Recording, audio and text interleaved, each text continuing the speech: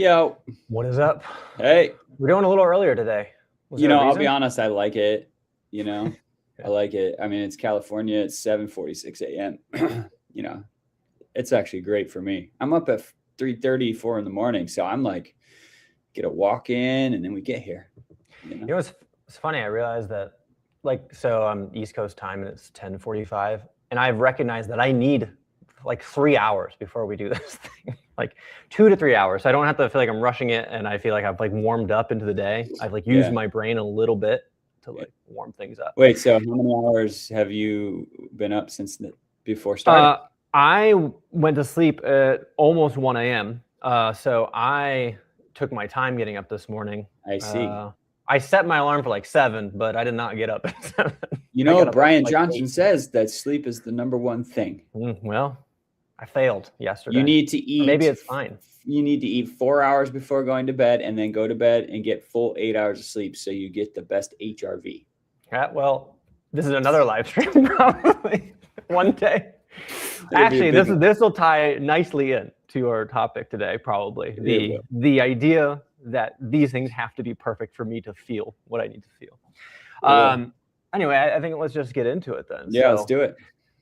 This is our live stream that we call Breakthroughs Live, and essentially it's about how to get the breakthrough before something breaks you.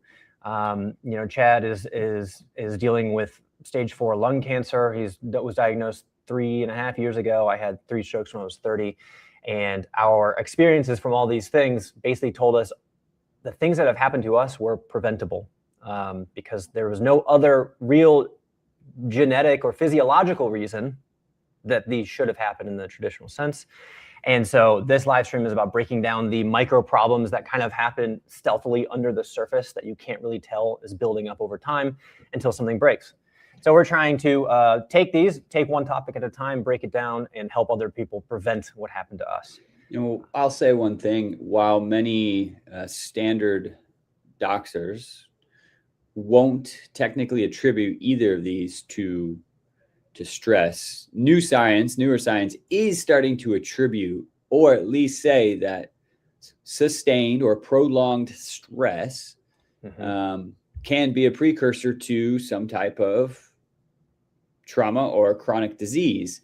And so when we look back on these situations, we're like, I don't know. There's a lot there. And the crazy thing is this is where it gets a little crazy, and why this exists. A lot of that stress is actually generated internally by our own thinking about the experiences that we have. Yeah. And what's interesting is I just said there was no physiological thing, when in reality, it is physiological. Sure. The disease, the condition itself, but you didn't drink like arsenic or something. Yeah, exactly. Like you didn't physically mess something up. You didn't have a genetic predisposition to this thing, but something internally can create the physiological response that puts you in that position that you don't want to be in. Do you know what? That's the perfect time to say the term neuroimmunology. That's where chemicals the way you think. That is where the immunology kind of comes into play, I realize. Well, there's the psycho, there's the neuro, and then there's immunology, which is your body's defense. So your thinking with your brain creates chemicals that either it could do 2 things. It could help you or hurt you. Well, and look, I don't know if we're already going off topic, but there are 2 states in life. There are only 2 states in life. Mm-hmm. You're either in one state, which is survival, or you're in another state, which is flow. And both of them have little levels within them, but survival state and flow state. Flow state's like that's the best state. If you've ever been in flow, that's the best. Yeah. So I think really, if you really look at the long-term goal of this, is how do we stay in flow as long as possible all the time? The sustainable YOLO, you mean? That's right. God, we're gonna have to come back and we're gonna have a whole post or live stream just about what that is. We literally should. Anyway. Yeah. Because it's the goal of all of this. If you are sustainably YOLOing, then you are living a great life, no matter where you are on a scale of living. Like that is where everybody wants to be. And you can do it. That's the thing. So let's get into the topic. I think we chose this topic because we've mentioned it several times on different live streams, and it's sort of, we want to like, let's just dedicate a whole live stream just to this one thing. So this topic is about why your world isn't what you want it to be. And one layer below that is like, so when we say your world, it could be, you know, like how you live every day, like your work, your relationships, your friends, your family, etc. You know, what you think about what you do every day. So if that is not matching what you want it to be, why is that the case? And today we're going to talk a lot about how thoughts go all the way from thought to your identity, and that identity is who you are and why your world might not be where you want it to be. Yeah, so I'm going to complement that concept, right? When we say your world, people first think this big world of like the world is chaotic, right? And it's huge. It's the world. And there is an element of that. The next part, then you just kind of funnel it down all the way down to as small as your world could be just you and your kids, you and your spouse. The world you live in could be talking about your office job. If you have an office job, maybe your job's outside, doesn't matter. It's your job, your world, right? Your health, right? Your medical world. Like, why isn't these things where you want them to be? I think a good way to think about that is when we say your world and not the world has its problems and you have your problems. And that's what we're discussing right now is your world, like your problems or the things you talk about every day, not the world's problems, your problems. And that problems is a very large and vague term. It can mean a lot of different things, but that's what we're talking about. Yeah. So I guess the first thing is like, how do we paint the picture of what this looks like so that we kind of like drill it down into, you know, things that people relate to and recognize? Well, first we got to come out with this bold statement, right? And then dig into it. The bold statement is simply, your world is not what you want it to be because of you, right? And the way you think about your world.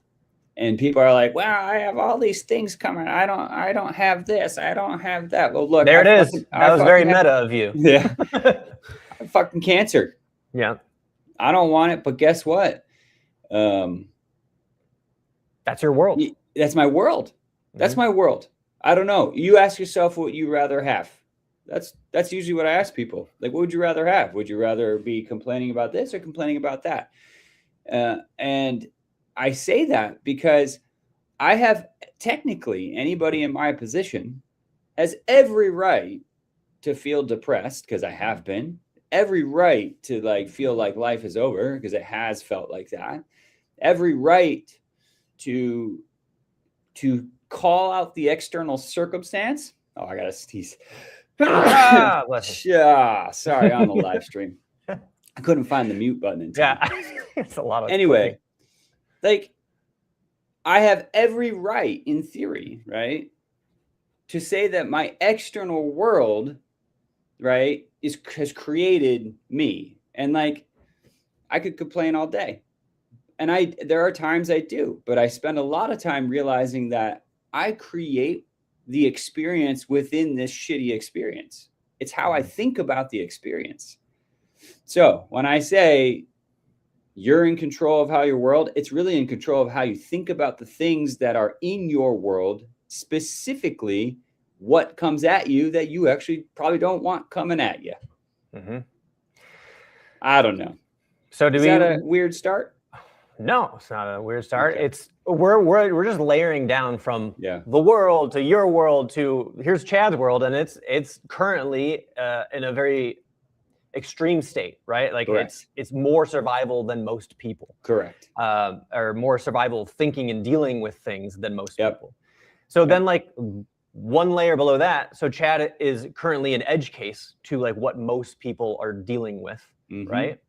So now let's, in the bell curve of experiences, you know, most people that would be listening to this stream would like, how does this look like? What does it look like in their normal life? And I tend, what we're talking about here can feel very meta in the sense that like it's really hard to be aware of what we're saying of yourself. So sometimes I like to think about or asking the question, do you know somebody who has a certain identity, a certain personality that like when you see them every day, they always act the same exact way and it's predictable. It is predictable because you're like, so for example, let's say there's somebody at your office and it could be you. It has been me before. So but like there's somebody at your office who you go and you talk to them and they're always in a like negative state. They're always like complaining about X, Y, and Z. Work sucks. I always have too much to do. I'm never gonna be able to finish this. My boss, I don't like them, like whatever it might be. That's a negative one. There's also probably someone in your office that is the opposite of that, where they're always energetic and they're just like, you love being around them, right? Can I give you two? Yeah. Because when I used to run a team of 10, I had a team of 10 and I had exactly those two people. One person, he was very talented, actually, very skilled. He knew what he was doing.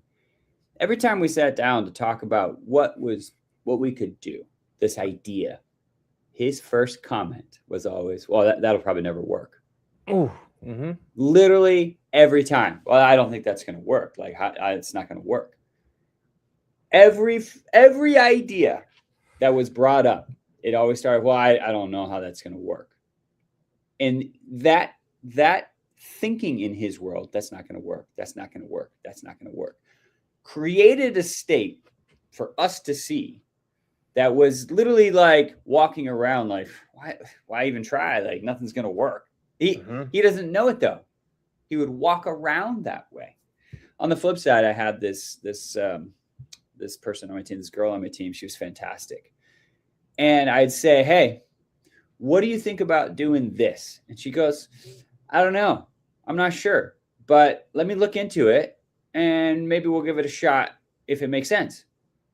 I was like, oh, okay. Sounds good. You look into it. You let me know. But she always started with, I'll look into it. And so she'd look into it. Sometimes she'd come back to me. She goes, I don't think it's going to work. And here's why. And then she's like, no, I think it'll work. Let's try that. But the point was she had a default mechanism of, I don't know. Let me look into it. Yeah. And so you have two different people. First comment is, I don't think it's going to work. The other is like, I don't know. Let me see. Let me look into it. Yeah. So what happens is that's a simple thought. It's an external thought to me. They say that out to me, but they're already thinking it in their head. But then as we walk around the office and I pass these people, you can feel the difference between the two. Oh yeah. I mean, that resonates with me. I hope no one else is here.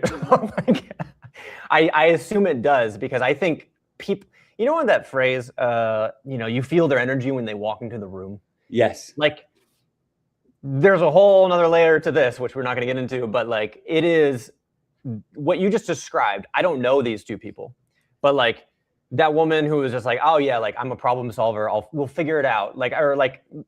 I don't know, but let's try. That energy, like you can feel in a room, like, and the other energy, which is another person who's like, everything is bad and nothing's gonna work. Yes, like that. Someone I work with now, I keep, and he's incredible, but like, he has like these ideas and then he starts the idea with, this probably isn't possible, but like, what if we did? And I was like, you got to believe. And I'm kind of joking around, but I was like, if you start everything with, it's probably not possible, then you've already dug yourself a hole. Like, yeah, so perfect segue into the idea that I initially thought about expanding upon this topic because sometimes I don't know, I think I heard it, some parent saying it to a kid or whatever, and our parents said it to us as children. And so I remember as a 5-year-old probably complaining about something that, I didn't understand or whatever. And, or I couldn't do something. I wasn't capable, whatever it was. And I'm sure mom was like, well, not with that attitude. And it's just sort of this flippant phrase that people say. And now as someone much older with more experience and understanding how all this works, I was like, that's sort of what it is. So if that person in your office was like, oh, it's probably not going to work, blah, blah, blah. Like my initial thought was, not with that attitude. Like it's such a a trope, or it's such a like a I don't know, just So a it's just so platitude. cliche. It's Yeah. cliche. It's It's a thing to cliche. say, especially to a kid, just a thing to say. Yeah, but then you're like, no, but it really is true, which all the way goes to the science of it, which we don't know as kids, and no one really knows when they're saying not with that attitude. Can I say something Yeah. on that? Because what I do want to say is, well, the science of this has been coming out recently. We'll call it the last 10, 20 years. Okay. And it's quite fascinating. So our mom did not have access to these studies. She just knew the cliche, which is not with that attitude. And that is one step above many in just having that saying. So she did a great job saying that. If you take the science we know now and reverse and go back to that comment, the actual better way to say it, because this is what I want to get to, is the better way to do it now, right? Is if you say that and she goes, well, not with that attitude, what might have your response been? Back then? Yeah. Oh, I don't know, but it would make me think. I don't know what it like. I think when I was that young, I wouldn't actually have a good answer. You wouldn't have. So I would complain some more, and then she would say, "Not with that attitude." Some more. And so the thing that mom could have done better, again, no one knows this back in 1980, whatever, right? Is she would have said, well, let's stop and let's talk about the thought that makes you feel that way. You see what I'm saying? Yeah. Like what might be the thought? And you literally would have to work backwards. Well, tell me how you feel. Like, so it's like, well, not with that attitude. Well, how do you feel right now? Well, I feel like it's not possible. Well, what's not possible? Well, I'm not able to do X. What makes you think you can't do X? Well, I didn't do it before. Well, I couldn't do it. I didn't do it. Right. So then what would be a different thought that would make you think that you could do X? You see what I'm saying? Like, this is literally just dissecting down a feeling, which is saying, I won't be able to do it. But it's boiled down to a simple thought. You just have to get there. Yeah. And once you identify it and you're aware of it, then you can actually have a conversation on how to fix it to change into a different chemical. Yeah. I mean, a lot of what we have done here, or we do here. So I say this in some of the intros where like we talk about these things that sort of build up in the background, and we say that because they're really vague and they're hard to describe. And what you just talked about is you applied logic and like structure to that vague feeling, because no one knows how to describe it or talk about it, and therefore it's really hard to change the thought if you can't get from not with that attitude all the way through the layers to get down to like, okay, that's where the source. Here's a better way to think about it. A lot of the things we kind of brush under the rug in today's world, and we just sort of like, oh, I'll get over it sort of feeling, right? That's us not really getting to the source of the problem. That symptom will come up later every day. Right. Every day there's a symptom, and it's hard you can't solve the symptom without solving the source. And the source is what you just talked about, is like go through the layers. The whole like, my knee is in pain, and then someone's like, it's actually like your right big toe that's causing all of this chain reaction, but you're only thinking about your knee. And so you're solving the knee, and it never gets better because you haven't changed the source of the issue. Yeah. We're just doing that with mental stuff instead of physical stuff. Well, this is why I struggle with therapists, right? I haven't had any therapist except for one out of 7, right? Actually helped, because we boiled down, and she didn't even know how to go deeper. It was just maybe it was lucky that she got there. I don't know. I think she just asked more questions. She asked more questions. In a more better, specific way. Versus listening and letting me ruminate on the same shit. Because that's all it was. If the therapist is smart and she hears this rumination, she's going to put a little stick in the spoke to find what is triggering the rumination. And it always comes down to a thought. Obviously, there's many thoughts. By the way, you have 7,000 thoughts a day. So, of course, guess how many are negative? Out of 7,000 thoughts, guess how many are negative? 90%. 70, close. Okay. Anywhere from I knew it was a lot, 80, so I wouldn't think. Anywhere from I knew this. Johnny, you want to know what supply run? What's this live entail? Well, look, Supply Run is actually a TV show that we built. This is a live stream called Breakthroughs. And basically, Breakthroughs is a mini version of the TV show where we help people get the breakthrough before something breaks them. And so we discuss all these things where we talk about how our minds actually sometimes create internal strife that actually breaks you in some way. Whereas you can have a chance to have a breakthrough to have an incredible life. And Supply Run is the big TV show concept of it, but Breakthroughs, the live stream, is where we talk about it every day. Yeah, I would say Supply Run. Is that good, Jake? That was pretty good. I was like, oh, he's going to have to riff on this one. Yeah, there you go. And start repeating bad habits, or do you mean stop repeating bad habits? That's what I want to know. I think you might. Either that's a typo or he's just being honest. Yeah, maybe he just wants to repeat the bad habits again. It's that. There it is. All right.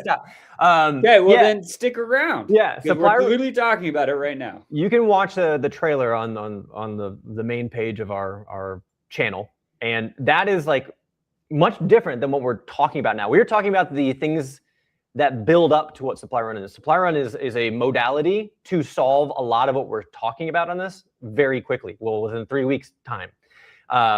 Whereas that's not possible for a lot of people to go do something like Supply Run. So we're taking all of that information and making a live stream so that people, living a very normal life can apply the things we do.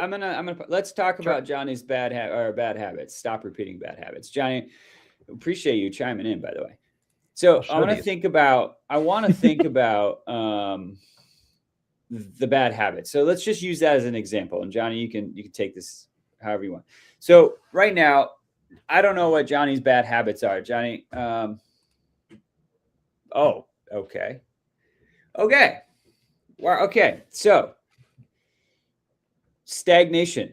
So here's the deal. I want you to know this. Whenever you have a thought, right, you produce a feeling in your body. Literally, this is science. You have a thought, it produces a chemical in your body. Science calls this psychoneuroimmunology, meaning every time you have a thought, it produces a chemical in the body to make you feel the way you think. Okay? And so right now I see the word stagnate. That is a feeling. I feel stagnated. I feel stuck. Okay, so when you have that feeling, the next question you have to ask yourself is, what is the thought or the thinking that's creating the feeling of stagnation? This takes a little bit of work, but I'm telling you like which way we go. Well, what could be the thought that makes me feel stagnated? Well, in this case, it says, hey, it's my circle. I don't know what your circle is, your friends, your family, and that's the thought. But we need to get more specific on the thought. What is the actual specific thought? And sometimes what we do is we have to work through all the thoughts out there until you identify that really specific thought. And in this case, it could be the stagnation. I feel like I am made for more. Maybe that's the thought. I am made for more, but I can't get there because of the circle I'm in. And so I feel stagnated. And when you do that, the thinking, the feeling, you create this maybe tornado. That's the circle. That is that. You maybe it's a loop. It's a pattern. Create that loop. And so the next thing would be, well, if I feel like I'm made for more, we need to say something along the lines of, well, what is my potential and what is more? And so you can say, well, I could be more fit. You should watch our last live stream. Oh my God, we did a whole live stream on this, Johnny. Trust me. Yes, I trust me. Yes. I mean, so we only do 30-minute live streams. Some people do like 3 hours. I don't know how to do that. Yeah. We don't have video games to play because I know that's a big thing takes up a lot of time. But like I'd say a lot of, including this topic of this live stream and the one that you mentioned here, I had to show this. No one else can see what he's saying.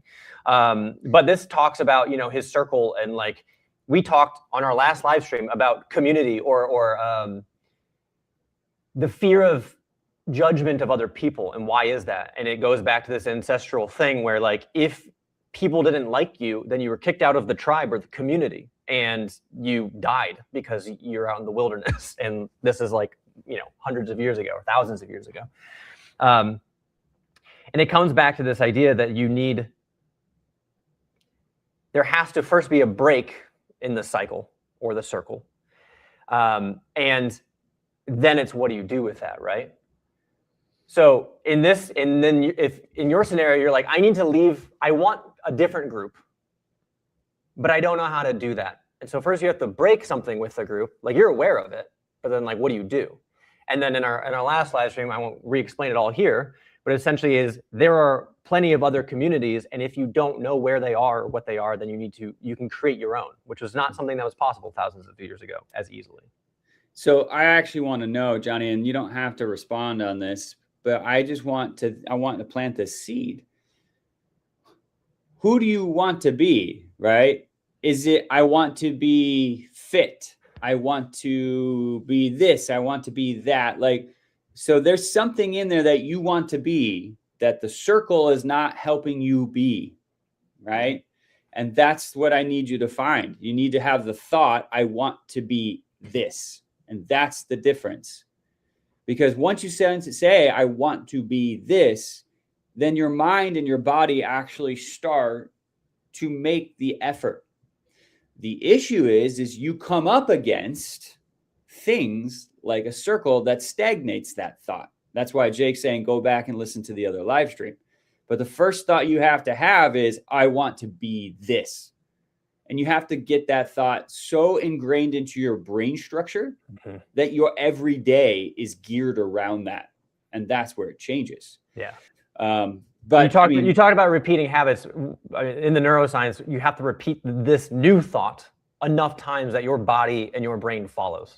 Yeah. And Johnny, I keep reading his comments here, right? Like, I need you to pick one. We all want to be better at everything, trust me.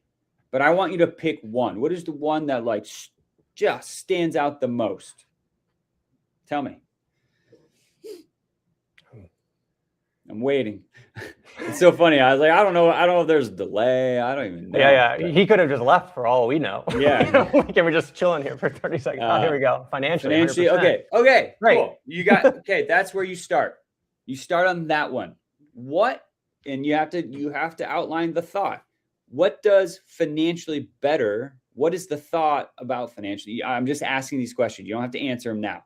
But now we have a very segmented thinking process. Okay. Right now, you may say things like, well, I don't know a bunch about finances, or I know enough about finances, but it's just not where I want it to be. You just have to find out, okay, this is what I want finances to look like for me. You have to find that. And then you have to make the thoughts around that. Now, this is high level talking. Honestly, Johnny, this is a fantastic conversation. And if you're open to it, I'd love to have, we would love to have you actually come on this next time we do a live stream or in the future. And we could just work it out together, because then we can talk about it. So if you're open to that, let us know here in the comments, message or something. And then we can reach out to you. Okay. Yeah. Because we are coming up on time on this one, and we have to kind of close it out. But we wanted to put that out there. I mean, anyway, let's go ahead, Jake. No, I was just I'm trying to tie it all back. This is like the first, thanks, Johnny. Appreciate that. I appreciate this is like the first thing where it wasn't just like, hey, Yeah. but I'm trying to tie it back to like this topic, right? Which this topic applies to all of the live streams in reality. And like, obviously we don't know all the specific details, right? Of the financial stuff, but it's like, we were talking about earlier how people that you may know act a certain way all the time, and they are trapped. They are trapped in that state, that identity state. Like, oh, they're always this way. And I'll give myself as an example, because it's not always about other people. There was somebody who called me out in an elevator because they asked me some day at work. They were like, how are you today? And I was like, oh, like same shit, different day sort of feeling, right? And he's like, damn, are things that bad? And I was like, I guess not. I just acted that way all the time. Mm-hmm. And it forced me to become aware of this. And so I had to change. I had to go find the thought that was creating that. And then I had to change that thought. I'm a visual person. So it's like, this is what people see up here. and then you become aware of it, and you have to go all the way down to like, what is the thought that's creating this, what people see? Mm-hmm. And I got to change this thought, and then I got to come back up, and now all of a sudden people are seeing a different version of myself, and not just other people seeing it, but now I act differently. And so if it's a financial thought, and you go down, why is that thought that way? You need to change that thought, and now you live that thought. I'm trying to sum this up real fast. It makes sense. Okay, and now your identity is somebody who's you have a different financial identity than you had previously, and now all of your actions and behaviors change, and then your environment changes to match that. Wow, there's another live stream. The whole nother live stream. Yeah. Hey, Johnny, do you want to come on this show and talk with us about the discipline? Because we can work it out with you. Do you want to come on the show at some point and we can talk about it? Just let us know. Let us know in the comments. It's funny. I also want to, when you're going back to your thing about how you were saying that in the elevator, I honestly want to tell people who it is, so that if you ever heard this, it's George, dude, you really got my brother. He's never still think about it, dude. What year was that? 2016? 15 or 16. 10 years ago. 10 years ago. 10 years ago, George, you got my brother to like change his thinking. Oh man. Someone called my ass out for the first time. Yeah, he called his ass out for the first time. And that's the thing is, people, yourself included, anybody watching this in your own way, you're not aware of it. And that's why I always bring up other people, because they make you aware faster. But if no one is calling you out on it, then now is your chance to think deeply about, am I the person I want to be? And why is that the case or not the case, you know? Yeah, totally. Anyway. Well, Johnny, I got another idea. Sorry. We could do this as like just a Google Meet where we don't record anything. We just talk with you. But then you give us permission not to use your name. Well, I guess it's already there, but not to use your actual real name and stuff, to have the conversation, so we can say this is how it worked through. So we can just do a Google Meet where it's not a live stream. We don't record it. All we want to do is be able to tell the story of what we came out of it, so that people can use this as a way to improve their life, like you're trying to do with yours. Yeah. And this is new to us too, Johnny. Yeah. So like another option in addition to that is like, we could ask very specific questions, and you can tell us answers to those questions. And Chad and I, can try to break that down live with your world as the thing. Basically what we would do here if we weren't 5 minutes over our time. Yeah. But yeah. No, your voice won't be recorded. Yeah. So you know what? Just go to Instagram and message me or Jake. Yeah. Just go go to Instagram or just any give of the platforms. Give him one thing. I know you're on YouTube right now, so just we can reach out to you through YouTube, probably. Yeah. Okay. I can send you a message. What's the one action? God, Jake, what's the one action here? All right, the one action here is, if any of this is interesting, go to supplyrunshow.com. I don't know. That's the fastest thing I could think of. Supplyrunshow.com explains a lot of what we're talking about. Okay, cool. Well, man, I love this topic. I think we might do session 2 on this next week, or we should even probably Sunday. do weekly topics sometimes on where there's like a 3-part breakdown. Yeah. This was a big one to try and chunk down in 30 minutes. And then, we were obviously talking with Johnny here. Yeah. So, okay. Well, go to supplyrunshow.com to learn about Supply Run. Yeah. Otherwise, Breakthroughs, the live stream that we're doing, is about the everyday things that lead up to Supply Run. And we are actually adding this to Substack, and that is a place where you can actually just add an email, and you'll just get to know everything as we go. Yeah. Which will make this whole CTA at the end, call to action at the end, way easier and simpler than about 5 different locations as we sort shit out on the fly. We're getting better, but we're still figuring things out. You gotta break things to figure out what's wrong. And this is one where we're like, oh God, somebody actually had like a real conversation with us. We don't know how to adapt. Yeah. So cool. Thanks, Johnny. Appreciate it. Thanks, Johnny. Appreciate you chiming in today. Big gulps, huh? Well, see you later. See you later.